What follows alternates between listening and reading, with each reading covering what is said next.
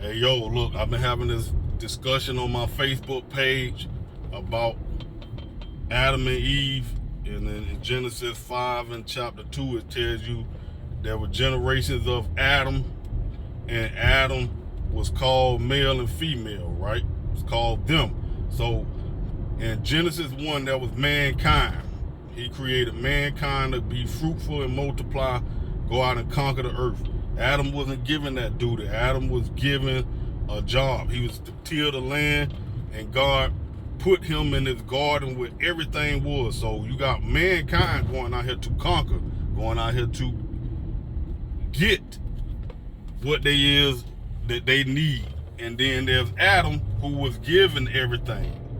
The Lord had him name all animals, and all animals came to Adam. He didn't have to go and find any animals. That was different. Adam was given commandments. You eat all these trees, don't eat for the one in the middle of the garden. He had access to the tree of life. It does not say that when he created mankind, mankind had access to the tree of life. Now you can say that we're going into an explanation of who mankind was, but let's look at some other things. When Cain left, he was banished. He didn't deal with family. So everybody who Adam had as family, those people didn't deal with Cain because he was banished. And Cain said, I put a mark on me lest, Cain said, I fear for my life. You banishing me. And so the Lord put a mark on Cain that whoever run across Cain, don't kill him. Now, if you grown up with people and people know about you, they know your family anyway. Adam can easily say, well, if you run into a man, that's my son Cain. We banished him, right? So people are telling each other, so generation to generation, these are tribes of people, and they live amongst the tribe of people, so everybody knows. Anytime something happens to you, everybody knows, because that's the only way that people know things, is because somebody else in their tribe told them, right? So Cain goes out with this one woman, and then he ends up building the city. So now he has to start this whole process again. Adam was 130 years old when he had Seth. No telling how old Cain was by the time he had Enoch, and he built a city. A city. People have, it takes a lot of people to build a city. You understand me?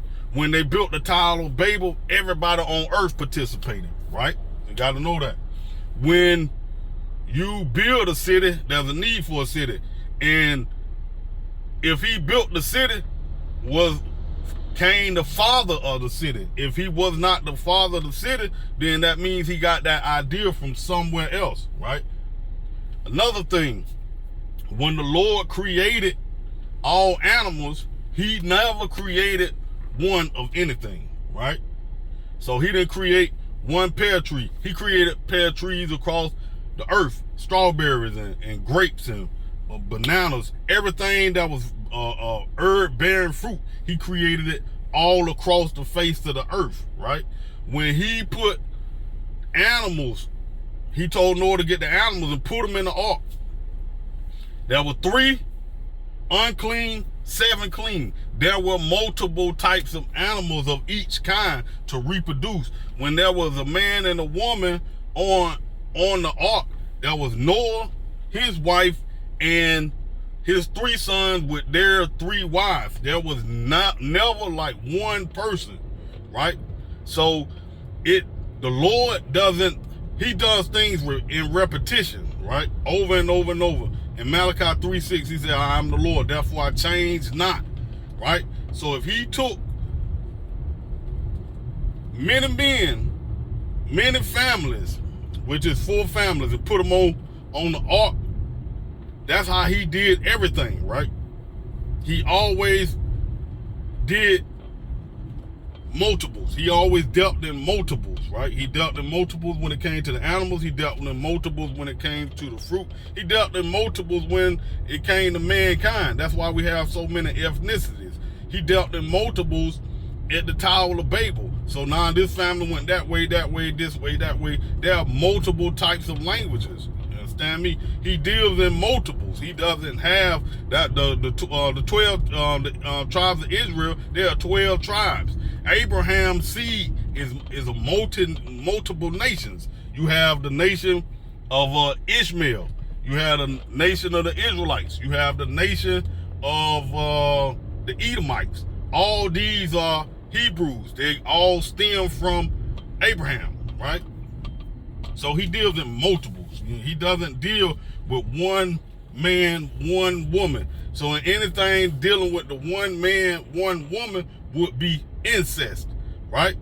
And the Lord condemned incest in Isaiah 18, I believe it was like Isaiah 18:9 or something like that. Could be the book of Ezekiel. I would have to look it up. But he said, thou shalt not uncover thy sister's nakedness.